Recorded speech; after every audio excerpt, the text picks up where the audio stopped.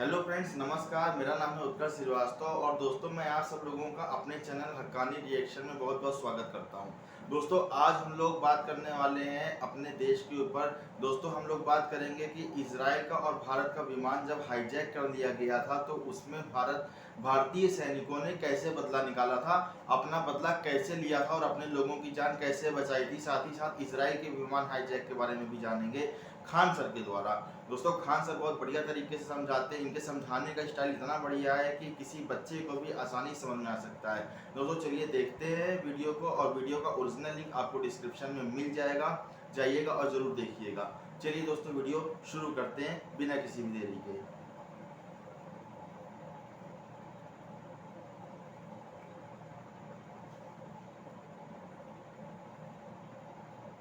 Israel से 4 ठुल जहाजें उड़ी, सब मार के यहां से लोगों को वापस लेके चलाया। हमारे यहां भी सेम घटना हुई। वही आतंकवादियों ने ताज होटल और पुलवामा जैसे हमला करा। जिन आतंकवादियों को छोड़े थे ना, या एक जहाज जा रही थी तो मिस्र में उतरी और उसको आतंकवादियों ने कब्जा करके युगांडा लेके चले गए। कहां लेके चले गए? युगांडा। युगांडा का शासक था इती अमीन। युगांडा का शासक इती अमीन, और इसमें इजरायली नागरिक थे। क्या थे? इजरायली नागरिक थे। और आतंकवादियों ने इजराइल से कहा कि हमारे जो मतलब आतंकवादियों को तुम पकड़ के रखे हो, उन्हें रिहा करो, उन्हें रिहा करो, नहीं तो तुम्हारे जितने बंधक है तुम्हें हम मार डालेंगे। इजराइल का रूल है कि हम अगर बंधकों के भरोसे इनकी मांग करते रहे तो एक दिन हमारे देश खाली कर देंगे। कहा कि ना, एक को भी नहीं। इजराइल से 4 ठुल जहाजें उड़ी, सब सवारी वाली, लड़ाकू नहीं, सवारी वाली, और अरब सागर पे एकदम नीचे नीचे उड़ते हुए यहां आई सब। और हवा में उसमें फ्यूल भरा गया और यहां से 4 जहाजें लाइन से इसमें उतरी सब। कहां पे? युगांडा एयरपोर्ट पे। युगांडा एयरपोर्ट वालों को लगा कि 4 को जहाज एक साथ उतर रही है, राष्ट्रपति आए हैं लग रहा है। उन सबको लगा कि उसका राष्ट्रपति आए हैं, तो सब एकदम अलर्ट हो गए। सबको उतारा गया यहाँ पे। जब उतरा तो पता चल गया, 3 गो जहाजियां जब उतरी ना तो पता चल गया कि राष्ट्रपति नहीं है। तो रात के टाइम पे जहाज बिना लाइट के नहीं उतर सकती है, लाइट वे बंद कर दिया से एयरपोर्ट पे। अब सोचिए रात में अंधेरा हो जाएगा तो जहाज उतरेगी कैसे? ये सब इतना दिमाग वाला इजराइल वाला कि जो पहली जहाजियां उतरी थी ना उसमें बहुत हाई पावर का टॉर्च ले गए थे सब। और रनवे पे, ये रनवे दिख नहीं रहा है।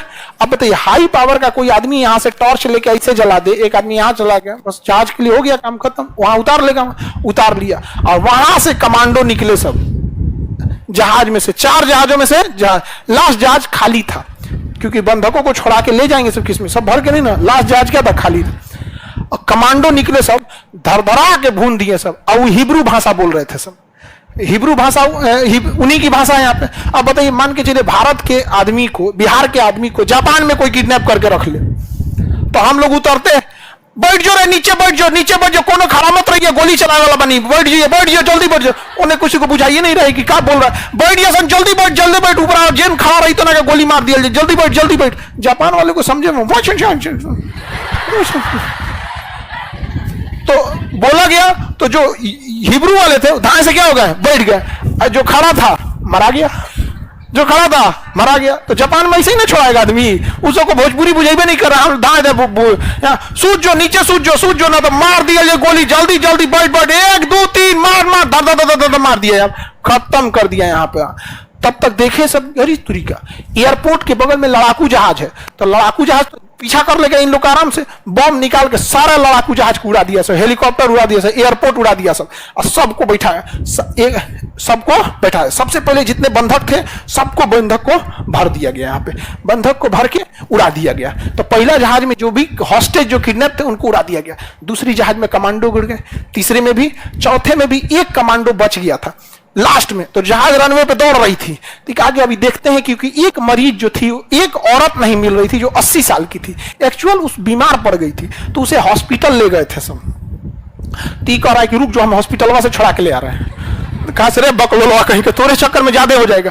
तो एकदम लास्ट में रह गया, तो चढ़ते इसको गोली मार दिए सब। और जब गोली मार दिए सब तो इसको लेके गए। बाद में इजराइल पहुंचा, 3-4 दिन इलाज हुआ, नहीं बच पाया। जो मरा था ना वो बेंजामिन नेतन्याहू का भाई था, जो आज वहां का प्रधानमंत्री है। बेंजामिन नेतन्याहू जो वहां का प्रधानमंत्री है ना, उसका अपना भाई मरा था। अब मार के यहां से लोगों को वापस लेके चला आया था। युगांडा से। केवल एक औरत बची थी, वो भी बीमार पड़ गई तो उसको एयरपोर्ट से उठा के कहां ले गया सब, हॉस्पिटल। और इधर इजराइल की एक टीम आतंकवादियों से बात कर रही थी कि आप पैसे ले लीजिए, पैसे के बदले छोड़ दीजिए, हम अपने ऊपर में बात कर रहे हैं और ऊपर हायर अथॉरिटी से हम डीएम से बात करते हैं। डीएम कहेगा देखिए हमारे पास इतना पावर नहीं है कि हम आतंकवादियों को छोड़ सके, आप पैसे की बोलिए तो हम पैसे की बात कर लें। नहीं ऐसा नहीं होगा, तो हम आपको 2 घंटे में बताते हैं, कमिश्नर सर से बात करके। फिर कमिश्नर वही बोलेगा, कहेगा हम जो ज्वाइंट सेक्रेटरी से बोलते हैं, हम सेक्रेटरी से बोलते हैं, करते करते 2 दिन लगा दिया सब, तीसरा दिन तो सुता दिया। अब समझ में आया, इजराइल अपने एक भी बंधकों के बदले कुछ नहीं देता है। कहता है कि तुम हमारे कितने बंधकों ले जाएंगे, 40 को 40,000 तो मार दिया, 40 बंधकों को पकड़ के ले गए ना, 40 को क्या कर दिया, मार दिया। और हम भारत वाले सुनिए, हमारे यहां भी सेम घटना हुई थी। नेपाल से एक जहाज उड़ी, इंडिया आ रही थी, उसे हाईजेक करके लेके चला गया सब लाहौर। कहां ले गया, लाहौर। और फिर अफगानिस्तान के कंधार में, और कहा गया कि हमारे खूंखार आतंकवादियों को छोड़ो। जिन आतंकवादियों को छोड़े थे ना, वही आतंकवादियों ने ताज होटल और पुलवामा जैसे हमला कराया था। अटल बिहारी वाजपेयी की सरकार थी, और अजीत डोभाल जो भी वो है सुरक्षा सलाहकार, ये इन बंधकों को लेके गए थे अफगानिस्तान, बात कर रहे थे उन लोगों से। यहां पर बताइए, हम लोग भी तो चाय मार सकते थे। हाँ, हम लोग की बेवकूफी समझो, इतना होशियार जहाज का कैप्टन था, हम लोग के जहाज का कैप्टन इतना समझदार था कि जैसे काठमांडू से जहाज उड़ी ना, तो उसके कनपट्टी पे बंदूक लगा दिए, कहा कि लाहौर ले चलो, लाहौर। तो कहा कि हाथ जोड़ते हैं, लाहौर जाइए नहीं पाएगा, क्योंकि इसमें दिल्ली तक का ही फ्यूल भरा हुआ है, खूब से खूब जाएगा तो अमृतसर जाएगा। कहा चल चल चल अमृतसर उतार, अमृतसर में तुम तेल ले लेना। अमृतसर में उतारा तो उसके खोपड़िया बंदूक लगा था। कैप्टन क्या बोल रहा है, क्या IC-814 के पायलट बोल रहे हैं हमारे पास थोड़ा भी फ्यूल नहीं है, हमारे पास थोड़ा भी फ्यूल नहीं है, हमारे पास जबकि फ्यूल था उसके पास लाहौर जाने का। तो हमारे यहाँ की ATC बोल रहे हैं, ट्रैफिक कंट्रोल, कि हमें लगा फ्यूल नहीं है तो उड़ेगा कैसे। अरे सरकारी स्कूल का विद्यार्थी नेपाल फोन करता, पूछता कि इस जहाज में कितना फ्यूल भरे थे लोग, आराम से पता चल जाता। कोई टेम्पू थोड़े है कि जहां मन वहां रोक के भरवा लो, उसमें हर एक चीज हिसाब होता है, कितना फ्यूल भरा गया है यहाँ पे। अजीब हाल है। और जहाज हम लोग का रुका, हम लोग का जहाज यहां रुका, 2 घंटा रुका, 2 घंटा।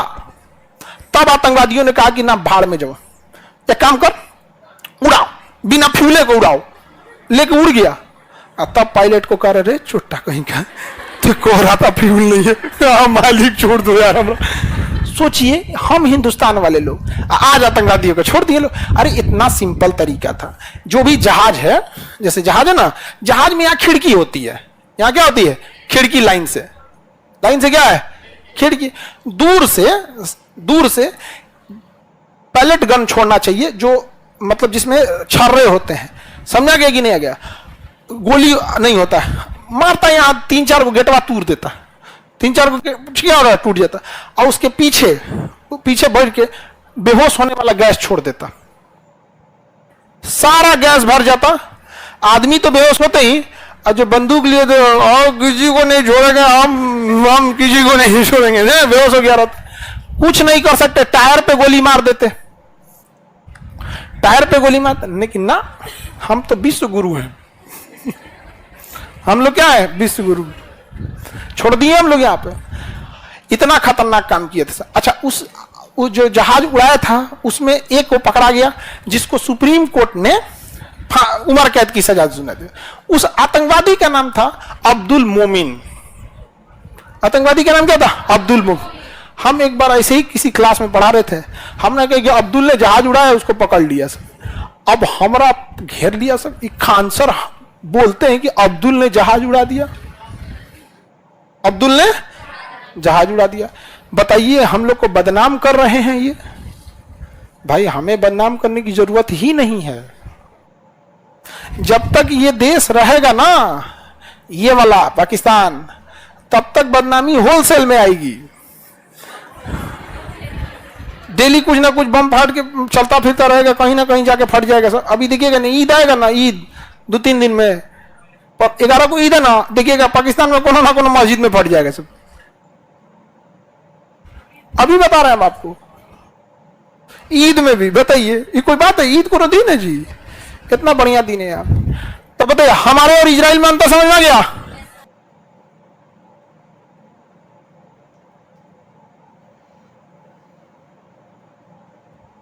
दोस्तों वीडियो ख़त्म हो गई। वीडियो अच्छी थी, काफ़ी इंफॉर्मेटिव वीडियो थी, काफ़ी कुछ जानकारी मिली, काफ़ी कुछ जानने को मिला।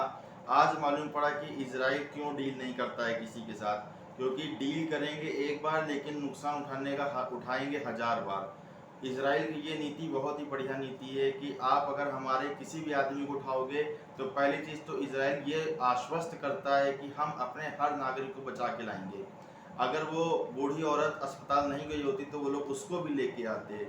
और मुझे ये तो मालूम ही नहीं था कि जो वहाँ के प्रधानमंत्री हैं इजराइल के, उनके भाई को वहाँ पे गोली मारी गई थी।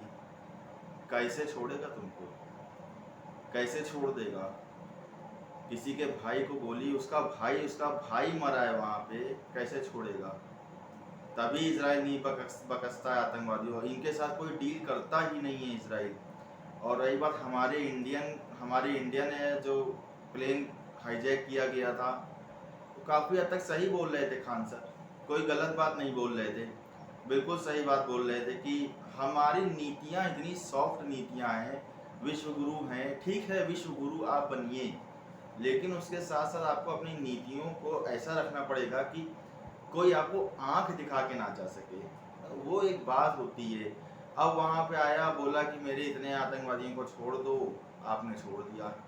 डोवाल साहब खुद लेकर के गए थे अफगानिस्तान, ये तो खैर पहले से ही मालूम है, दुनिया में मालूम है, विश्व प्रसिद्ध है, तो क्या ही कर सकते हैं। और मेरे हिसाब से तो खान सर को सुरक्षा सलाहकार ही बना देना चाहिए। इनको इतनी नॉलेज रहती है कि वहाँ खिड़कियाँ तोड़ के बेहोशी करने वाला धुआं डाल देते, या फिर कुछ और डाल देते, टायर में गोली मार देते। इतने आइडिया तो, इतनी जानकारी भी होना बहुत बड़ी बात होती। लोगों को तो इतनी जानकारी नहीं होती है कि हम बोले क्या। लोगों को तो यही लगता है कि अगर हम एक चीज़ बोले तो कहीं ऐसा ना हो जाए कि मेरी बात को कोई गलत साबित कर दे। तो जानकारी होना ही बड़ी बात होती है। और खान सर का खैर बढ़िया है, नॉलेज बहुत ज़बरदस्त है, इसलिए घबराते नहीं कुछ भी बोलने से, पूरा पुख्ता बोलते हैं।